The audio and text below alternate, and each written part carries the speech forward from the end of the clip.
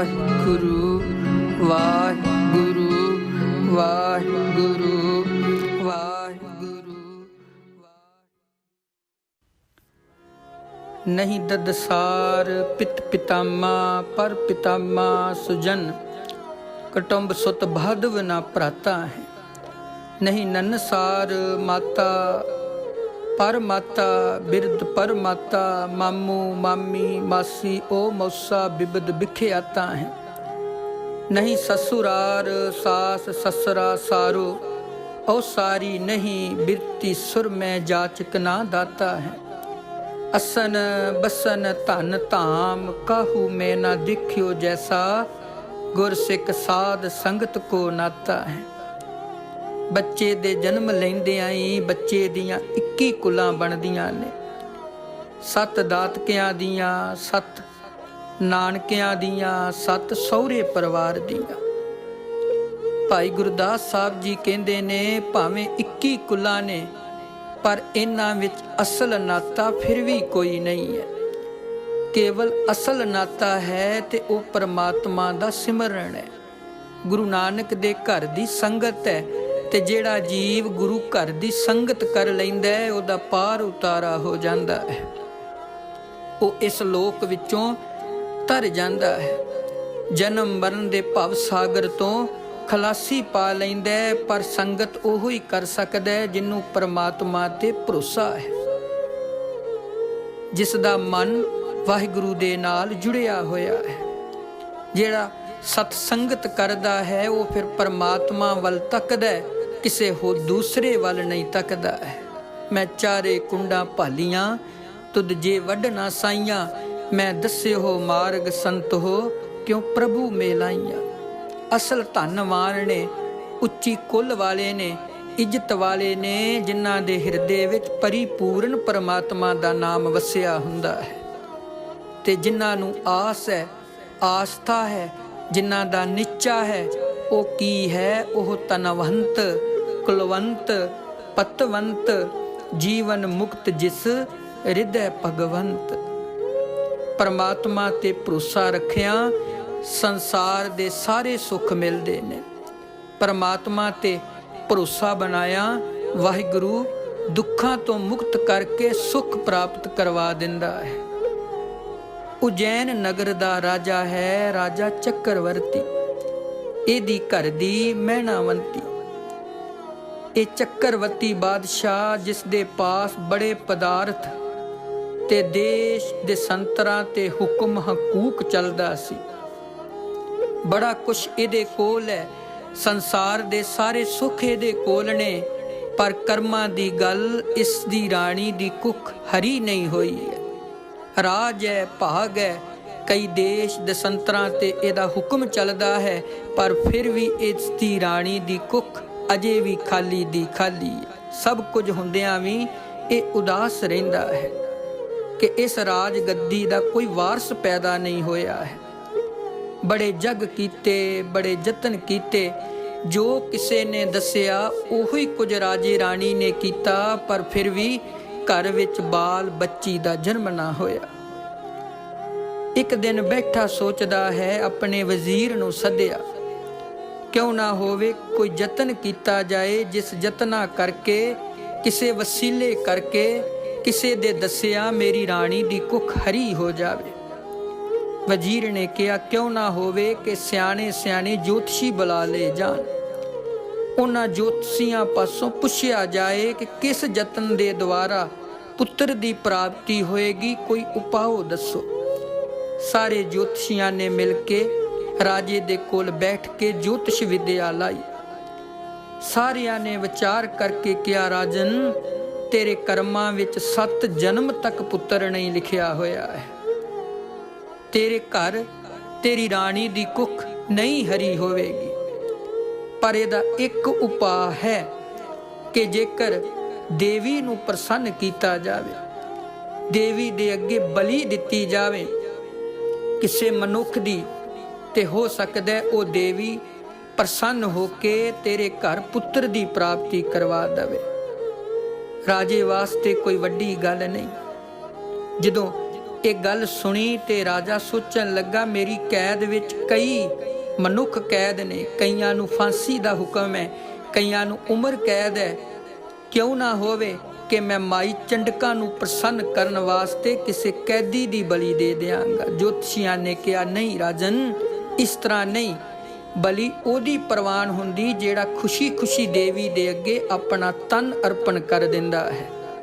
ਤੇਰੀ ਕੈਦ ਵਿੱਚ ਨਹੀਂ, ਬਲੀ ਵੀ ਉਸ ਦੀ ਦਿੱਤੀ ਜਾਣੀ ਹੈ ਜਿਹੜਾ 16 ਸਾਲ ਦਾ ਬੱਚਾ ਹੋਵੇ, ਤੇ ਬਲੀ ਵੀ ਬੱਚੇ ਦੀ ਦਿੱਤੀ ਜਾਏਗੀ, ਲੜਕੇ ਦੀ ਦਿੱਤੀ ਜਾਏਗੀ। ਦੇਵੀ ਖੁਸ਼ ਹੋਏਗੀ, ਫਿਰ ਤੇਰੀ ਰਾਣੀ ਦੀ ਕੁੱਖ ਹਰੀ ਹੋ ਜਾਵੇਗੀ। ਜਦੋਂ ਜੋਤਸ਼ੀਆਂ ਦੀ ਇਹ ਗੱਲ ਸੁਣੀ, ਹੁਣ ਜ਼ਬਰਦਸਤੀ ਕਤਲ ਕਰਕੇ ਬਲੀ ਦੇਵੀ ਨੂੰ ਪ੍ਰਵਾਨ ਨਹੀਂ ਹੈ। ਇਹਦੇ ਵਜ਼ੀਰਾਂ ਨੇ ਸਲਾਹ ਮਸ਼ਵਰਾ ਕੀਤਾ, ਕਿਉਂ ਨਾ ਹੋਏ ਢੰਡੋਰਾ ਫਰਾ ਦਿੱਤਾ ਜਾਏ, ਸਾਰੇ ਇਲਾਕੇ ਵਿੱਚ ਲਾਗੇ ਢੰਡੋਰਾ ਦੇ ਦਈਏ। ਜੇ ਕੋਈ ਆਪਣਾ ਬੱਚਾ ਦੇਣਾ ਚਾਹੁੰਦਾ ਹੈ ਬਲੀ ਵਾਸਤੇ, ਤੇ ਅਸੀਂ ਰਾਜਾ ਉਹਨੂੰ ਮੂੰਹ ਮੰਗੀ ਮਾਇਆ ਦੇਗਾ, ਜ਼ਮੀਨ ਦੇਗਾ, ਜਾਇਦਾਦ ਦੇਗਾ, ਸੁੱਖ ਦੇਗਾ, ਜੇ ਕੋਈ ਖੁਸ਼ੀ ਨਾਲ ਆਪਣਾ ਬੱਚਾ ਬਲੀ ਵਾਸਤੇ ਦਵੇ। ਇੱਕ ਮਨਿਆਦੀ ਢੰਡੋਰਾ ਦੇਣ ਵਾਸਤੇ ਚੱਲ ਗਿਆ। ਲੋਕਾਂ ਨੇ ਸੁਣਿਆ, ਪਰ ਜਿਗਰ ਦੇ ਟੋਟੇ ਨੂੰ ਚਾਂਦੀ ਦੇ ਟੁਕੜਿਆਂ ਦੇ ਬਦਲੇ ਕੌਣ ਦਵੇ। ਇਸੇ ਹੀ ਨਗਰ ਵਿੱਚ ਇੱਕ ਗਰੀਬ ਪਰਿਵਾਰ ਹੈ, ਅਤਿਅੰਤ ਦੀ ਗਰੀਬੀ ਹੈ। ਨਿਭਾਗਣ ਮਾਂ ਦੇ ਕੰਨੀ ਬਾਦਸ਼ਾਹ ਦਾ ਸੰਦੇਸ਼ ਪਹੁੰਚ ਗਿਆ। ਇਸ ਲੜਕੀ ਦੇ 7 ਪੁੱਤਰ ਨੇ। ਘਰ ਵਿੱਚ ਅਤਿਅੰਤ ਦੀ ਗਰੀਬੀ ਸੀ। ਇਹ ਆਪਣੇ ਪਤੀ ਨਾਲ ਸਲਾਹ ਕਰਦੀ ਹੈ, ਕਿਉਂ ਨਾ ਹੋਏ ਪਰਮੇਸ਼ਰ ਪਤੀ ਜੀ, ਸਾਡੇ ਘਰ 7 ਪੁੱਤਰ ਨੇ, ਪਰ 6 ਪੁੱਤਰ ਤੇ ਕੰਮ ਕਰਦੇ ਨੇ। ਜਿਹੜਾ 7ਵਾਂ ਪੁੱਤਰ ਹੈ ਉਹ ਤੇ ਸਾਰਾ ਦਿਨ ਹੀ ਸੰਤਾਂ ਕੋਲ ਬੈਠਾ ਰਹਿੰਦਾ ਹੈ, ਸਾਧੂਆਂ ਦੇ ਡੇਰੇ ਤੇ ਬੈਠਾ ਰਹਿੰਦਾ ਹੈ। ਸਾਡੇ ਕਹਿਣ ਤੇ ਵੀ ਉਹ ਕੋਈ ਕੰਮ ਨਹੀਂ ਕਰਦਾ ਹੈ, ਬਸ ਉਹ ਤੇ ਸੇਵਾ ਕਰਦਾ ਹੈ, ਕੀਰਤਨ ਸੁਣਦਾ ਰਹਿੰਦਾ ਹੈ, ਕਥਾ ਸੁਣਦਾ ਰਹਿੰਦਾ ਹੈ। ਕਿਉਂ ਨਾ ਹੋਏ ਕਿ ਅਸੀਂ ਉਸ ਨੂੰ ਰਾਜੇ ਪਾਸ ਵੇਚ ਆਈਏ। ਦੋਵਾਂ ਨੇ ਸਲਾਹ ਕੀਤੀ, ਵਾਧੂ ਜਾਣ ਕੇ ਬਾਦਸ਼ਾਹ ਦੇ ਪਾਸ ਲੈ ਗਏ। ਆਪਣੇ ਬੱਚੇ ਨੂੰ ਬਾਦਸ਼ਾਹ ਦੇ ਪਾਸ ਵੇਚ ਦਿੱਤਾ। ਬਹੁਤ ਸਾਰਾ ਧਨ ਲੈ ਕੇ ਆਪਣੇ ਘਰ ਨੂੰ ਆ ਗਏ। ਬੱਚਾ ਮਨੋ ਮਨ ਸੋਚਦਾ ਹੈ, ਅੱਜ ਮਾਂ ਪਿਓ ਨੇ ਮੈਨੂੰ ਵੇਚ ਦਿੱਤਾ ਹੈ। ਬਾਦਸ਼ਾਹ ਨੇ ਜੋਤਸ਼ੀਆਂ ਨੂੰ ਸੱਦਿਆ ਕਿ ਦਿਨ ਨਿਯਤ ਕਰੋ, ਕਿਸ ਦਿਨ ਇਸ ਬੱਚੇ ਦੀ ਬਲੀ ਦਿੱਤੀ ਜਾਏਗੀ।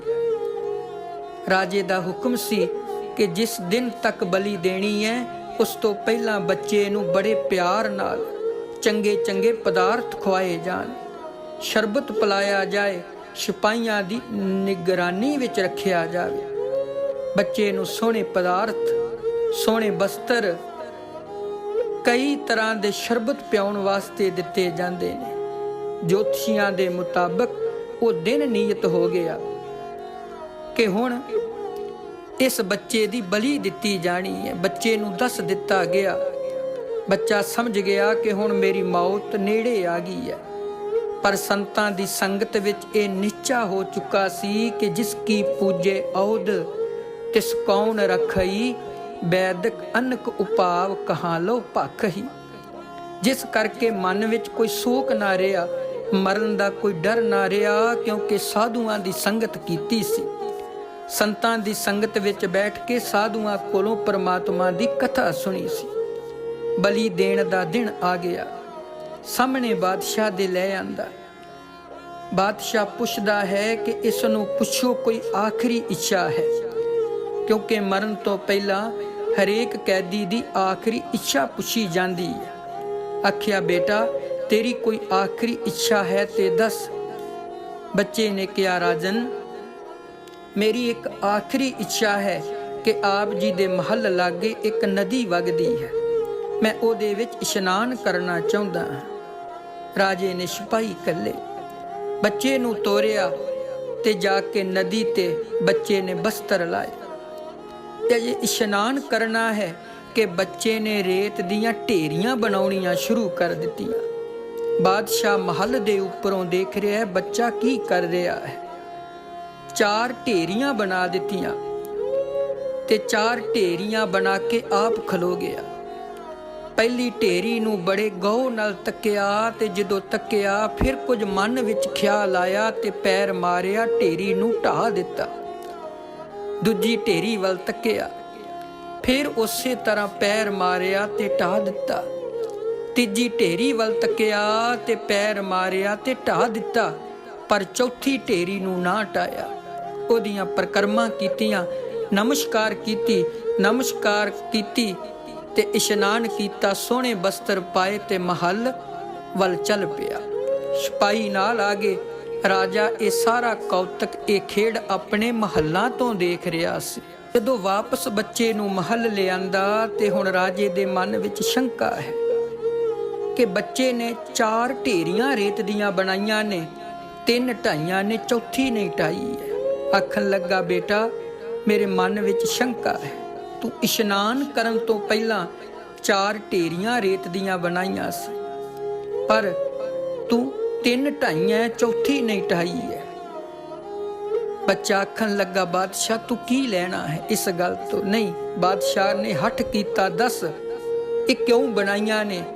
ਬੱਚਾ ਕਹਿੰਦਾ, ਮੈਂ 7 ਮਹਾਂਪੁਰਸ਼ਾਂ ਦੀ ਸੰਗਤ ਵਿੱਚ ਸੁਣਿਆ ਸੀ ਕਿ ਆਦਮੀ ਦੇ 4 ਸਹਾਇਕ ਹੁੰਦੇ ਨੇ, 4 ਸਾਡੇ ਅੰਗ ਰੱਖਿਕ ਹੁੰਦੇ ਨੇ, ਇੱਕ ਮਾਂ ਪਿਓ, ਇੱਕ ਬਾਦਸ਼ਾਹ, ਇੱਕ ਦੇਵੀ ਦੇਵਤਾ, ਇੱਕ ਪਰਮਾਤਮਾ। ਬਾਦਸ਼ਾਹ ਆਖਣ ਲੱਗਾ, ਉਹ ਤੇ ਠੀਕ ਹੈ, ਪਰ ਢੇਰੀਆਂ ਢਾਉਣ ਦਾ ਕੀ ਮਤਲਬ?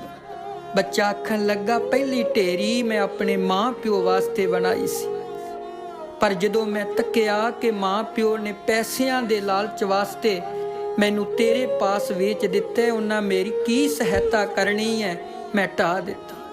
ਰਾਜਨ, ਦੂਜੀ ਢੇਰੀ ਬਣਾਈ ਸੀ ਮੈਂ ਤੇਰੇ ਕਰਕੇ ਕਿ ਬਾਦਸ਼ਾਹ ਸੁਖਦਾਇਕ ਹੁੰਦਾ ਹੈ, ਪ੍ਰਜਾ ਨੂੰ ਸੁਖ ਦਿੰਦਾ ਹੈ, ਪਰ ਜਦੋਂ ਮੈਂ ਤੇਰੇ ਵੱਲ ਤੱਕਿਆ ਤੇ ਢੇਰੀ ਨੂੰ ਦੇਖਿਆ ਕਿ ਬਾਦਸ਼ਾਹ ਵੀ ਆਪਣੇ ਸੁਖ ਕਰਕੇ ਮੇਰੀ ਬਲੀ ਦੇ ਰਿਹਾ ਹੈ, ਤੇਰਾ ਵੀ ਕੋਈ ਲਾਹਾ ਨਹੀਂ ਹੈ, ਮੈਂ ਢੇਰੀ ਢਾਹ ਦਿੱਤੀ। ਤੀਜੀ ਢੇਰੀ ਬਣਾਈ ਸੀ ਮੈਂ ਦੇਵੀ ਦੇਵਤਿਆਂ ਵਾਸਤੇ ਕਿ ਦੇਵੀ ਦੇਵਤੇ ਸਹਾਇਕ ਹੁੰਦੇ ਨੇ, ਪਰ ਜਦੋਂ ਮੈਂ ਤੀਜੀ ਢੇਰੀ ਵੱਲ ਤੱਕਿਆ ਤੇ ਮੈਂ ਸਮਝਿਆ ਜਿਹੜੀ ਦੇਵੀ ਮੇਰੇ ਖੂਨ ਦੀ ਪਿਆਸੀ ਹੈ, ਉਹਨੇ ਮੇਰੀ ਕੀ ਸਹਾਇਤਾ ਕਰਨੀ ਹੈ। ਰਾਜਨ, ਚੌਥੀ ਢੇਰੀ ਬਣਾਈ ਸੀ ਮੈਂ ਪਰਮਾਤਮਾ ਵਾਸਤੇ, ਵਾਹਿਗੁਰੂ ਵਾਸਤੇ, ਆਪਣੇ ਰੱਬ ਵਾਸਤੇ ਕਿ ਇਹਨਾਂ ਤਿੰਨਾਂ ਨੇ ਸਹਾਇਤਾ ਨਹੀਂ ਕਰਨੀ, ਪਰ ਪਰਮਾਤਮਾ ਨੇ ਮੇਰੀ ਸਹਾਇਤਾ ਕਰਨੀ ਹੈ। ਚੌਥੀ ਢੇਰੀ ਪਰਮੇਸ਼ਰ ਦੀ ਰੱਖ ਲਈ ਕਿ ਉਹ ਹਰ ਸਮੇਂ ਹਰ ਇੱਕ ਜੀਵ ਦੀ ਰੱਖਿਆ ਕਰਦਾ ਹੈ, ਹਰ ਜਗ੍ਹਾ ਤੇ ਬੈਠਾ ਹੋਇਆ ਜੀਵ ਜਨਤਾ ਨੂੰ ਪਾਲਦਾ। ਸੁੱਖ ਕੇਵਲ ਪਰਮਾਤਮਾ ਕੋਲੋਂ ਮਿਲਦਾ ਹੈ, ਨਾ ਬਾਦਸ਼ਾਹ ਕੋਲੋਂ, ਨਾ ਦੇਵੀ ਦੇਵਤਿਆਂ ਕੋਲੋਂ ਤੇ ਨਾ ਮਾਂ ਪਿਓ ਕੋਲੋਂ। ਇਸ ਕਰਕੇ ਬਾਦਸ਼ਾਹ ਜੀ ਮੈਂ 3 ਢੇਰੀਆਂ ਢਾਹ ਦਿੱਤੀਆਂ, ਚੌਥੀ ਪਰਮਾਤਮਾ ਦੀ ਰੱਖੀ। ਜਦੋਂ ਬਾਦਸ਼ਾਹ ਨੇ ਇਹ ਗੱਲ ਸੁਣੀ ਬੜਾ ਹੈਰਾਨ ਹੋਇਆ, ਇਹੋ ਜਿਹਾ ਸੰਤ ਸੇਵੀ ਅਕਲਮੰਦ ਬੱਚਾ ਕਿੱਥੋਂ ਮਿਲਣਾ ਹੈ। ਇਸ ਦੀ ਬਲੀ ਦਿੱਤਿਆਂ ਵੀ ਜੇਕਰ ਮੇਰੀ ਰਾਣੀ ਦੀ ਕੁੱਖ ਹਰੀ ਨਾ ਹੋਵੀ ਤੇ ਮੈਨੂੰ ਪਾਪ ਲੱਗ ਜਾਵੇਗਾ। ਇਸ ਬਾਦਸ਼ਾਹ ਨੇ ਮਨੋ ਮਨ ਸੋਚਿਆ, ਘੁੱਟ ਕੇ ਗਲ ਵਕੜੀ ਲਿਆ ਤੇ ਆਪਣੇ ਵਜ਼ੀਰਾਂ ਨੂੰ ਕਿਹਾ, ਪਤਾ ਨਹੀਂ ਬਲੀ ਦਿੱਤਿਆਂ ਬੱਚੇ ਦਾ ਜਨਮ ਹੋਣਾ ਹੈ ਕਿ ਨਹੀਂ ਹੋਣਾ, ਪਰ ਅੱਜ ਤੋਂ ਬਾਅਦ ਇਹੋ ਮੇਰਾ ਬੱਚਾ ਹੈ, ਆਉਣ ਵਾਲਾ ਰਾਜਾ ਇਹੋ ਬਣੇਗਾ। ਇਉਂ ਵਿਚਾਰ ਉਸ ਸਮੇਂ ਉਸ ਬੱਚੇ ਨੂੰ ਘੁੱਟ ਕੇ ਛਾਤੀ ਨਾਲ ਲਾਇਆ, ਬੜਾ ਪਿਆਰ ਕੀਤਾ, ਰਾਣੀ ਮੈਣਾਵੰਤੀ ਦੀ ਗੋਦ 'ਚ ਬਿਠਾ ਦਿੱਤਾ ਤੇ ਐਲਾਨ ਕਰ ਦਿੱਤਾ, ਅੱਜ ਤੋਂ ਬਾਅਦ ਮੇਰਾ ਚੱਕਰਵਰਤੀ ਰਾਜਾ ਇਹ ਅਗਲਾ ਬੱਚਾ ਬਣੇਗਾ। ਸਾਰਿਆਂ ਨੇ ਇਹ ਗੱਲ ਮੰਨ ਲਈ, ਪਰ ਭਰੋਸਾ ਰੱਖਣ ਵਾਲੇ ਤੇ ਪਰਮਾਤਮਾ ਤੇ ਪਰਮਾਤਮਾ ਨੇ ਇੱਕ ਗਰੀਬ ਬੱਚੇ ਨੂੰ ਬਾਦਸ਼ਾਹ ਬਣਾ ਦਿੱਤਾ। ਸਤ ਸੰਗਤ ਕੀਤਿਆਂ, ਪਰਮਾਤਮਾ ਦਾ ਨਾਮ ਜਪਿਆਂ, ਸਾਧੂਆਂ ਦੇ ਕੋਲ ਬੈਠਿਆਂ ਇਸ ਬੱਚੇ ਨੂੰ ਸੰਸਾਰ ਦੇ ਸਾਰੇ ਸੁੱਖ ਮਿਲ ਗਏ। ਇਸ ਕਰਕੇ ਓਟ ਰੱਖਣੀ ਹੈ ਕੇਵਲ ਵਾਹਿਗੁਰੂ ਤੇ, ਸੱਚੇ ਗੁਰੂ ਤੇ, ਬਾਕੀ ਸਭ ਝੂਠ ਹੈ, ਕੇਵਲ ਸੱਚ ਹੈ ਤੇ ਉਹ ਪਰਮਾਤਮਾ ਦਾ ਨਾਮ ਤੇ ਗੁਰੂ ਨਾਨਕ ਦੇ ਘਰ ਦੀ ਸੰਗਤ ਸੱਚ ਹੈ।